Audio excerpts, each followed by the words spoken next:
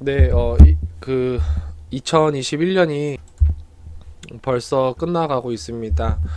비트코인 시장이 여전히 아직 좋지가 않고, 한 차례 더 하락이 나올 가능성이 매우 커지고 있는데, 일단은 지금 벌써 200일선을 터치했고, 아무래도 여기를 뚫게 되면 일단 기존에 얘기한 대로 좀 큰 급락이 나올 수도 있을 것 같다라고 생각을 합니다. 지난번에도 개인적인 생각으로 지지를 받을 수 있는 1차 지지 라인을 어, 한번 그려봤었는데, 일단 오- 일단 거래량이 많이 실리지 않는다면 일단은 1차적으로 업비트 원화 기준으로 5천 정도 라인을 보고 있고, 거래량이 좀 더 거래량이 많아져서 좀 상당히 큰 폭락이 온다면은 3,500, 4,000을 조금 이탈하는, 일단 4,000 이탈하는 흐름까지 충분히 염두를 해야 된다라고 지난번에도 얘기를 했었습니다. 뭐 맞을지 틀릴지, 그리고 이제 가격대 라인을 정하는 거는 주관적이기 때문에 또 단순하게 보는 사람도 있지만 굉장히 추세선을 많이 그으면서 복잡하게 보시는 분들도 많기 때문에 뭐 개개인적으로 맞춰서 만들면 되겠는데, 저 같은 경우는 일단 그냥 심플하게 직전 저점 기준으로 일단은 판단을 하고 있고, 일단은 장기적으로는 우상향으로 일단 여전히 보고 있습니다.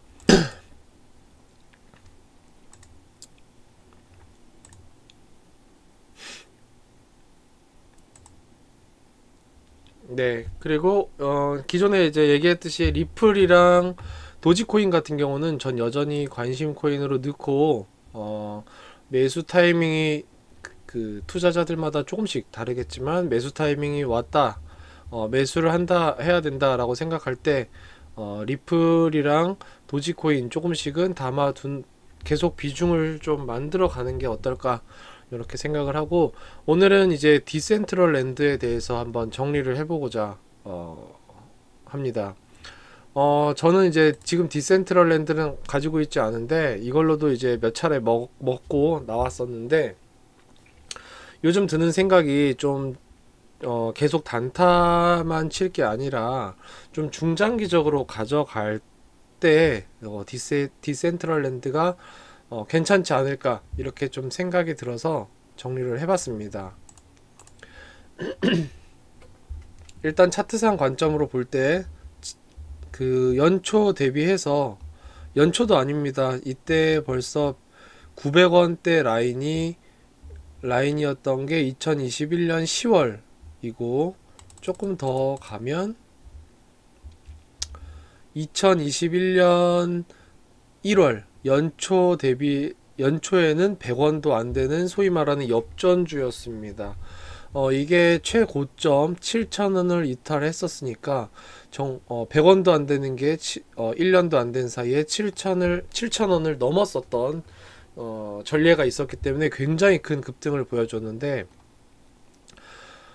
그런 면에서 지금 들어가기는 또 어떻게 보면은, 특히나 저처럼 이제 주식을 베이스로 했던 사람 입장에서는 좀 부담스러운 가격대가 아닌가, 이미 너무 많이 생성했으니까 그런 생각이 드는데, 또 일단은 또 그렇게 생각이 드는데, 주식이 아니기 때문에 산술적으로 좋은 가격대나 그런 거를 매기기가 어렵고, 그리고 디센트럴 랜드에 대해서 찾아봤을 때 상당히 좋은 그런 테마와, 주식으로 따지면 뭐 테마 내지 섹터라고 하죠.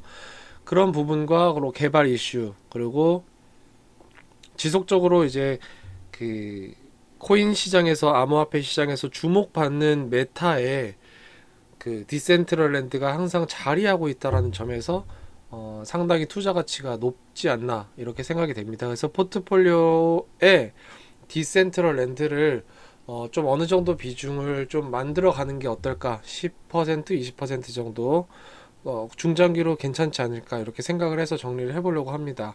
먼저 차트부터 간단히 보면, 이미 차트는 단기적으로는 망가졌습니다. 단기 이평선 다 뚫고 내려왔고, 여기서 지지받고 올라갔으면은 역 헤드앤숄더처럼 W자 모형으로 올라갔을 수도 있는 건데, 시장이 다 좋지가 않기 때문에 올라갈 수 있는 힘이 당연히 없었죠. 그리고 거래량도 완전히 죽었습니다. 이때 거래량이 굉장히 컸는데, 그 이후에 아직 거래량이 거의 없는 걸 보면 이때 물량들이 아직 다 나온 게 아니다. 아마 이때 들어간 사람들, 큰 손들은 대부분이 장기 홀더들일 것이다 라고 이렇게 추측을 해볼 수 있고, 이것은 이제 코인 시장이 좀 어느 정도 회복이 되면 상당히 쭉 달릴 가능성이 높지 않나 이렇게 생각이 됩니다.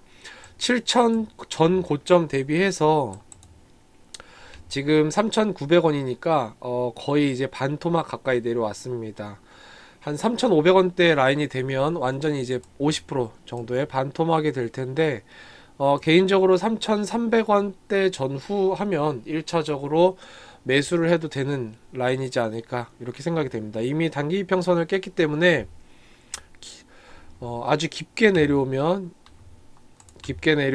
여기 121선 지지까지 볼 수 있고, 지금 상태로서 디센트럴랜드가 이 지지 라인까지 안 내려온다면 일단 저는 3,300원 선을 보고 있고, 지지 라인 밟으러 올라온다 해도 한 3,000원대 라인이면 매수를 좀 고려해야 되는 라인 가격대가 아닐까 이렇게 생각을 합니다. 그리고 추가적으로 내려오더라도 2,000원대 라인이 되면 상당히 적극적인 매수 구간이 되지 않을까 이렇게 생각을 하면서 디센트럴랜드에 대해서 정리를 해보겠습니다.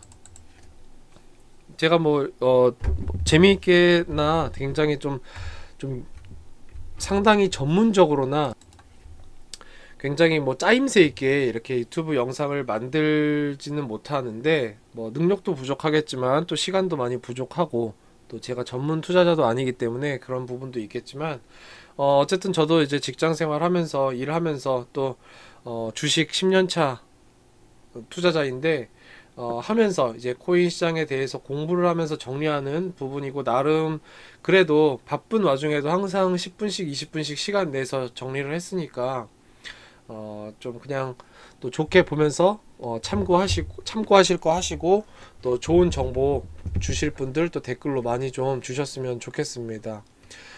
현재 기준으로 차트는 아까 확인을 했고, 디센트럴랜드 검색하면 이렇게 나옵니다. 홈페이지를 웰컴 투 디센트럴랜드로 들어가시면 되는데, 올해 아무래도 최고의 화두였던 건 NFT라고 할 수가 있겠습니다. 그리고 그 화두 속에 급등을 보여준 게 디센트럴랜드, 즉 마나 토큰입니다. 오늘 그 디센트럴랜드에 대해서 알아보고자 하는데, 그렇다고 해서 지금까지 큰 상승을 보여줬다라는 자극적인 기사에 현혹돼서 이성을 잃고 매수를 하거나 무조건적으로 많이 올랐으니까 피하겠다라는 이분법적인 관점으로 접근하지는 마시고, 본인 판단 하에 투자 가치랑 매매 타이밍을 계획해서 포트폴리오를 만들어 가 보시길 바라겠습니다. 최근 뉴스입니다. 그 도미노 피자 관련된 뉴스인데,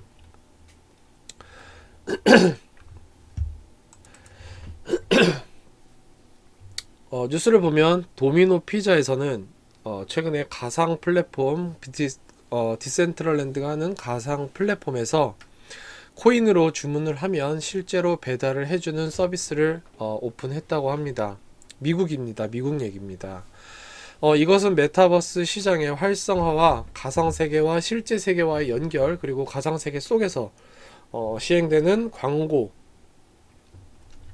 그리고 온라인 상거래, 이런 것들의 효율화를 의미하기도 합니다. 이 뉴스가 굉장히 중요하다고 저는 와닿았던 게, 어쨌든 메타버스, 그리고 NFT, 메타버스 속에 있는 이제 포함되어 있는 가상 부동산, 이런 것들이 최근에 굉장히 큰 화두인데, 사실 가상세계, 말 그대로 가상세계이다 보니까 일상 현실 세계와는 상당히 거리가 떨어진, 그러다 보니까 좀 뜬구름 잡기식, 그리고 거품, 그리고 너무 사행성, 이런 느낌도 많이 들었는데, 이번에 미국의 도미노 피자가 이런 거를 접목시키면서 디센트럴랜드에 이런 것들을 열면서 오픈을 하면서 그 가상세계에서 주문을 하고 코인으로 결제를 하면 실제로 배달이 되는 서비스를 오픈했다는 것 자체가 굉장히 큰 이제 한 발짝 다가서서 현실 세계랑 연계하는 그런 이슈이지 않을까 해서 스크랩을 했습니다. 최근에 이제 메타버스가 또 가장 큰 또 그 문구인데 사실 디센트럴랜드를 정리를 하면서 메타버스, NFT에 대한 얘기를 빼놓을 수가 없기 때문에 이런 부분을 먼저 그 전에 좀 깔고 또 얘기를 간단히 하면서 정리를 해보려고 합니다. 지금 미국뿐만 아니라 국내 역시 여러 기업들이 대기업들 중심이죠. 메타버스에 관심을 갖고 투자를 하고 있습니다. 애플 같은 경우도 이제 페북이나 여러 그 소프트웨어 개발 쪽으로 인재가 자꾸 빠져나가면서 이례적으로 2억의 보너스를 준다 하면서 메타버스 관련된 인재 확보에 사활을 걸었다 하고, 현대자동차도 시무식을 메타버스에서 한다 하고, 서울시도 뭐 메타버스에서 뭐 한다고 들었죠. 그 밖에 뭐 LG, SK 다, 삼성전자 이런 데도 다 온라인으로 그 대체를 하면서 특히 코로나 이슈가 아주 크게 또 작용을 했습니다. 그러면서 이 온라인을 그냥 단순히 옛날처럼 영상 틀어놓는 게 아니라 메타버스랑 또 접목시켜서 진행을 한다는 점에서 큰 이슈가 아닐 수가 없습니다.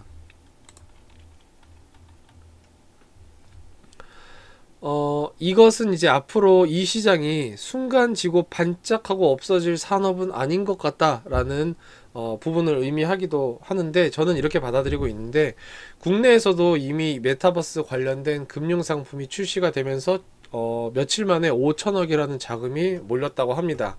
삼성에서 삼성운용에서 나온 K 메타버스 액티브 ETF죠. 그 다음에 SK텔레콤에서 이번 달이었던 것 같습니다. 이번 달에 SK텔레콤에서 인적 분할로 SK스퀘어라는 법인이 신설이 됐고, 거기에 이제 신기술 투자 전문 회사로서 메타버스 관련된 사업에도 대규모 투자를 또 예고를 하고 있습니다. 오늘 주가가 아마 64,000원 정도였던 걸로 종가 이렇게 기억을 하는데, 그 정도로 지금 메타버스라는 게 굉장히 산업의 화두고 그 중심에 디센트럴랜드가 들어가 있습니다.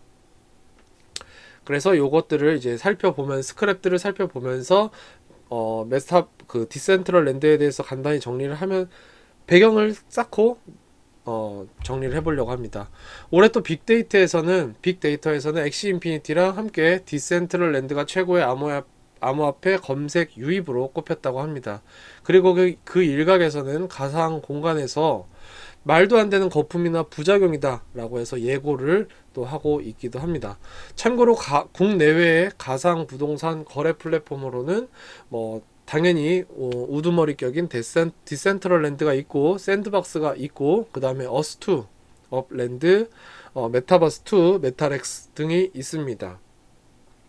최근에 페이스북이 이제 사명을 또 메타로 바꾸면서까지 메타버스 시장이 커지고 있고, 기업들이 관심 갖는 다음 먹거리다, 4차 산업혁명의 중심이 되는 또 다음 먹거리다 라고 하는 것을 볼 수가 있습니다. 나중에 이제 제가 이제 메타버스 2도 한번 간단히 그 영상을 만들어 볼 건데, 이렇게 눈금 표시된 이 픽셀 같은 거를 이제 토지를 놓고 한 셀 한 셀당 가격이 매겨져서 그 가상 시장에서 내 부동산, 내 땅을 샀다 팔았다 하는 겁니다. 네, 그건 나중에 또 정리를 해보도록 하겠습니다. 그리고 디센트럴랜드는 또 플레이 투 원, P2E 게임도 출시를 하면서 가상세계 시장과 NFT 시장을 상당히 공들이면서 접근을 하고 있습니다. 가상 시장이 활성화가 되고 여기서의 입지가 다져지면 사실 NFT 같은 경우는 같이 접목시켜서 또 수익 사업으로서도 상당히 좋을 그런 분야입니다. 그러다 보니까 디센트럴랜드 같이 가상 세계랑 연관되어 있는 사업을 하는 암호화폐 플랫폼 프로젝트는 NFT랑 연관성이 너무 깊을 수밖에 없습니다. 그러다 보니 요즘 유행하는 메타버스, 가상 세계, 그리고 NFT 이런 것들이 디센트럴랜드에는 상당히 그 테마 섹션이지 않을 수 없습니다. 그레이스케일 자산운용에서는 메타버스 시장이 연간 내년부터 연간 1조 달러가 넘는 시장이 앞으로 될 것이며, 광고나 온라인 상거래 이런 쪽으로 방면으로 큰 시장을 형성하게 될 것이다 라는 긍정적인 보고서를 냈습니다. 그러면서 디센트럴랜드의 만화에만 투자하는 디센트럴랜드 신탁을 또 만들기도 했습니다. 만화는 디센트럴랜드의 가상의 게임에서 토지를 구매할 때 쓰이는 코인입니다. 디센트럴랜드 공동 창업자 설립, 빅타임 스튜디오 오늘부터 NFT 판매 해가지고 12월 21일 며칠 전 보도된 내용입니다. 그리고 또 내년 3월 24일부터 27일까지 세계적인 디자이너들과 명품 브랜드, 패션계 유명 인사들을 초청을 해서 초청해서 UNXD와 첫 번째 메타버스 패션 위크를 연다 라고도 트위터를 또 통해서 예고하기도 했었습니다. 디센트럴랜드 같은 경우는 패션쇼, 전시, 파티, 팝업샵, 패션 관련된 이런 쪽 명품과의 조인 이런 것들을 기존에도 계속 협업 활동을 해왔었고, 내년부터 조금 더 그것들이 소비자한테 조금 더 이제 다가가는 한 해가 될 것 같습니다. 또 NFT를 이제 또 이렇게 판매를 한다고 하죠. 지금 이 두 가지만 해도 디센트럴랜드가 지금 화두가 되는 메타버스와 NFT 이 두 가지 섹션을 테마를 다 가지고 있는 상당히 투자 가치가 높은 관심 코인이다 라고 저는 정리해 볼 수 있겠습니다. 디센트럴랜드에 대해서 이제 간단히 알아보겠습니다. 디센트럴랜드는 이더리움 블록체인 기반의 가상현실 메타버스 플랫폼을 위한 암호화폐입니다. 가상현실 세계에서 사용자는 이제 토지를 구매하고 다양한 활동을 할 수 있고, 다른 사용자한테 또 토지를 팔 수도 있습니다. 그러니까 온라인 거래가 가능합니다.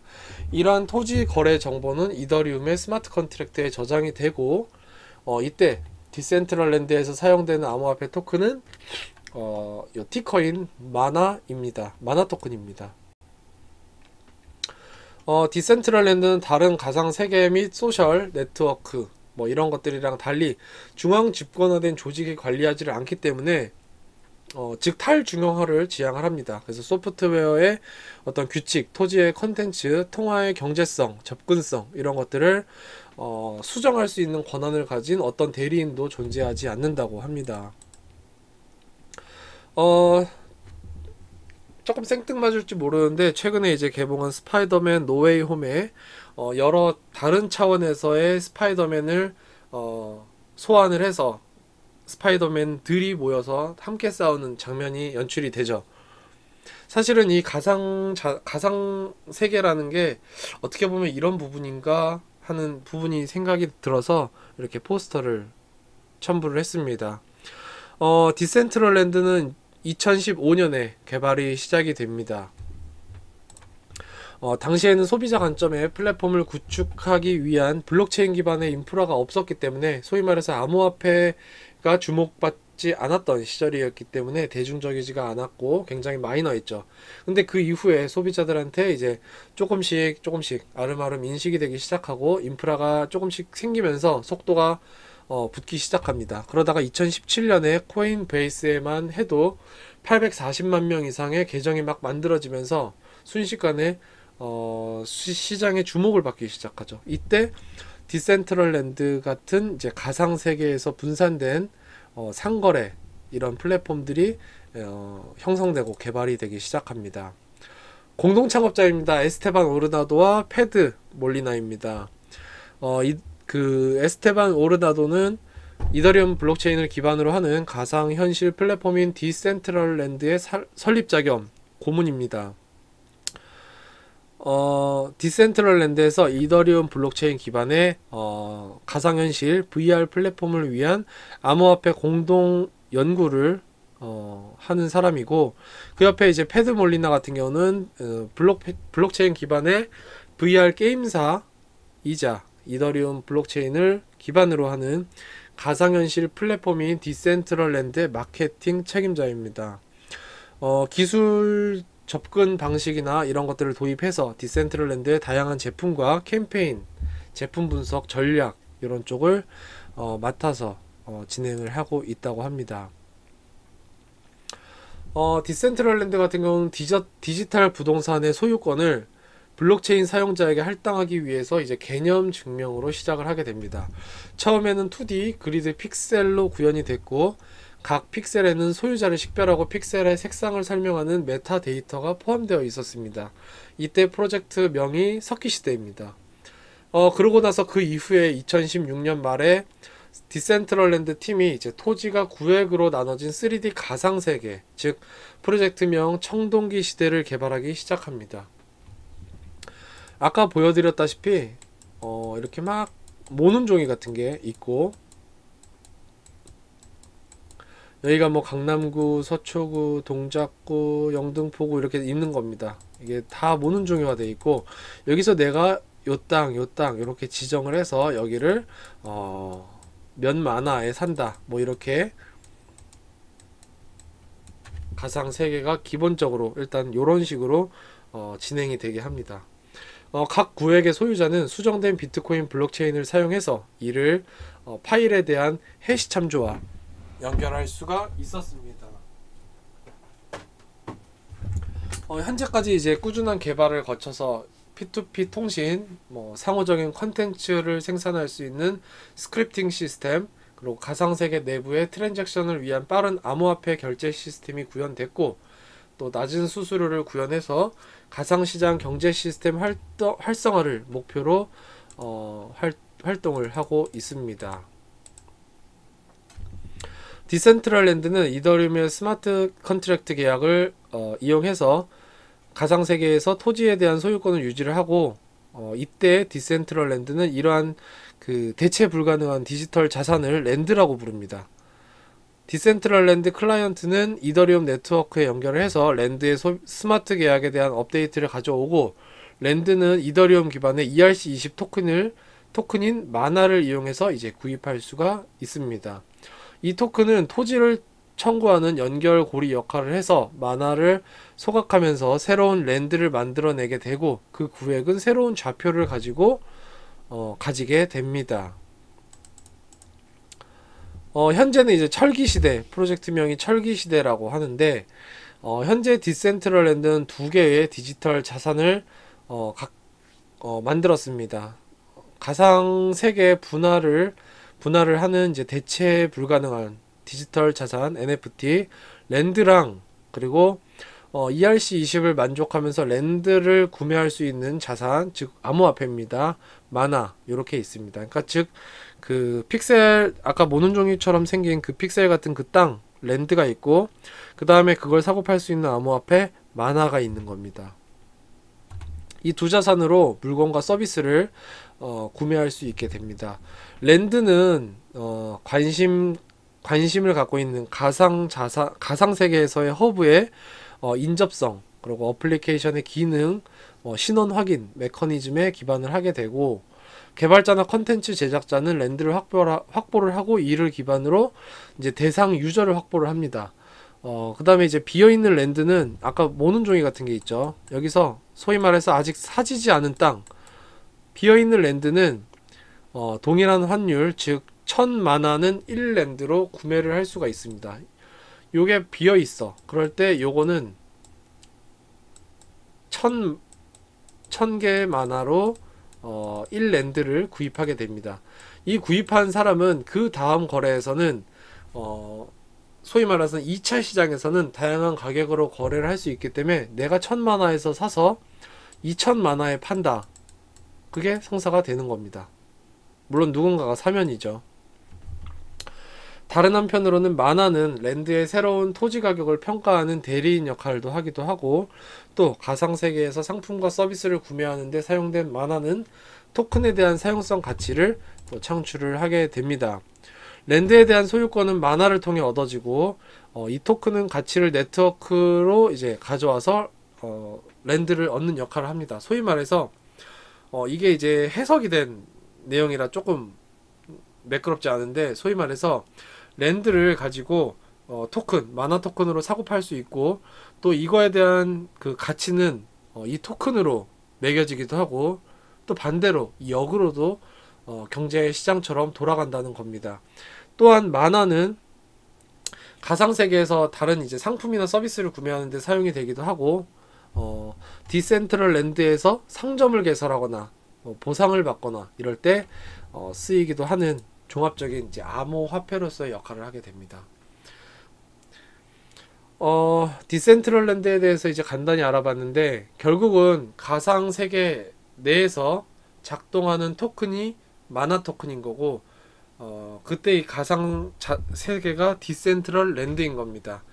즉 디센트럴랜드는, 이 프로젝트는 자기네들이 만들어 놓은 가상 세계 안에서 마음대로 주고받고 거래를 할 수 있게 해놓고, 그 거래의 유동성을 마나 토큰으로서 하면서 또 NFT 거래, 여러 가지 뭐 그 가상 부동산 뭐 이런 것들을 거래하고 진행할 수 있게 이렇게 개발을 하는 프로젝트입니다.